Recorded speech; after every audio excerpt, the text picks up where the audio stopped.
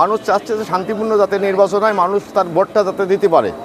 এবং আমরা মানবিক কল্যাণ রাষ্ট্র চাই, খেলার মাঠ চাই, যুব সমাজের কর্মসংস্থানের ব্যবস্থা চাই। আসলে এবার যে নির্বাচন হচ্ছে, বিশেষ করে যে ভোটের সাথে আবার হ্যাঁ না ভোট, সবচেয়ে বড় ব্যাপার হ্যাঁ এবং না, এইটা অধিকাংশ মানুষ জানে না। আমরা এমন মাগুরাবাসীর কর্ণধার চাই যে নারীদের পাশে থাকবে, মাগুরাবাসী যার কাছে নিরাপদ, সৎ, যোগ্য এবং দুর্নীতিমুক্ত মাগুরা গড়তে যে সক্ষম হবে, আমরা তাকেই মাগুরায় নির্বাচিত করতে চাই।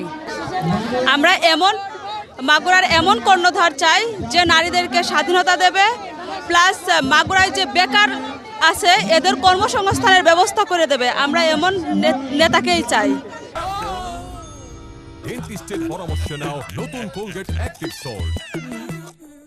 তা আমাদের প্রত্যাশা হচ্ছে যে মাগুরায় শিক্ষা খাতের ক্ষেত্রে যেরকম একটা বিশ্ববিদ্যালয় আমরা এখানে চাই, আমরা একটা ইঞ্জিনিয়ারিং বিশ্ববিদ্যালয় চাই, পাশাপাশি আমরা এখানে একটা মেডিকেলের যাতে সুন্দর একটা মনোরম পরিবেশ সৃষ্টি হয় সেরকম শিক্ষার আমরা একটা ব্যবস্থা, আমরা আগামী যিনি প্রতিনিধি হবে তাদের কাছে আমাদের এটা প্রত্যাশা থাকবে।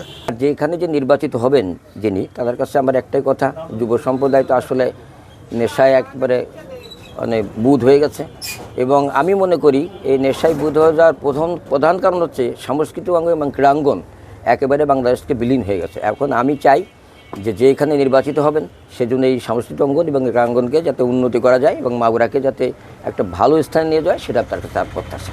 আমরা যেহেতু যুবক, আমরা উন্নয়নকে পছন্দ করি, যারা শিক্ষা নিয়ে কাজ করবে, যুবকদের নিয়ে কাজ করবে, আইটি নিয়ে কাজ করবে, মাগুরার ডেভেলপমেন্ট নিয়ে কাজ করবে, তাকেই আমরা ভোট দিব।